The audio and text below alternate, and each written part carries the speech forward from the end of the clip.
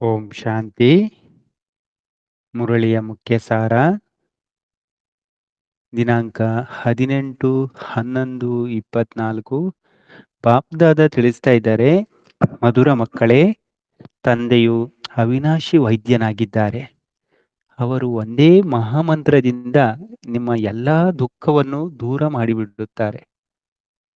ಬಾಪ್ದಾದ ಪ್ರಶ್ನೆ ಕೇಳ್ತಾ ಇದ್ದಾರೆ, ಮಾಯೆಯು ನಿಮ್ಮ ಮಧ್ಯದಲ್ಲಿ ಏಕೆ ವಿಘ್ನವನ್ನು ಹಾಕುತ್ತದೆ?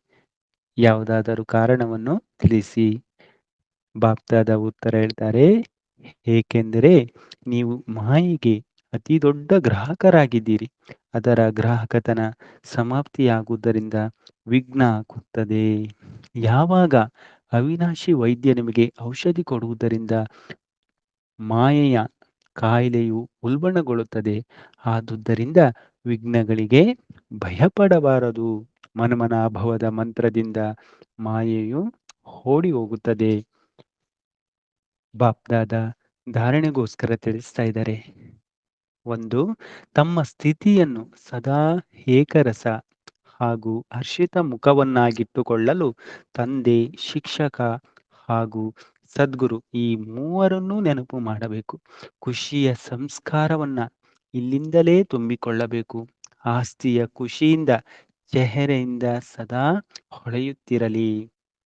2ನೇ ಪಾಯಿಂಟು, ಶ್ರೀಮತದಂತೆ ಇಡೀ ವಿಶ್ವವನ್ನು ಪರಿವರ್ತನೆ ಮಾಡುವ ಸೇವೆ ಮಾಡಬೇಕು. ಪಂಚ ವಿಕಾರಗಳಲ್ಲಿ ಸಿಕ್ಕಿಕೊಂಡವರನ್ನ ಬಿಡಿಸಬೇಕು. ತಮ್ಮ ಸ್ವಧರ್ಮದ ಅರಿವನ್ನು ತಿಳಿಸಬೇಕು.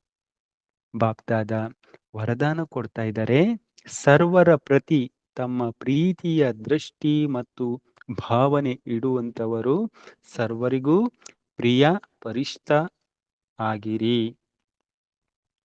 ಬಾಪ್ದಾದ ಸ್ಲೋಗನ್ ಹೇಳ್ತಾ ಇದ್ದಾರೆ, ಯಾರು ಸರ್ವ ಪ್ರಾಪ್ತಿಗಳಿಂದ ಸಂಪನ್ನರಾಗಿದ್ದಾರೆ ಅವರೇ ಸದಾ ಹರ್ಷಿತ, ಸದಾ ಖುಷಿ ಮತ್ತು ಅದೃಷ್ಟಶಾಲಿಗಳಾಗಿದ್ದಾರೆ.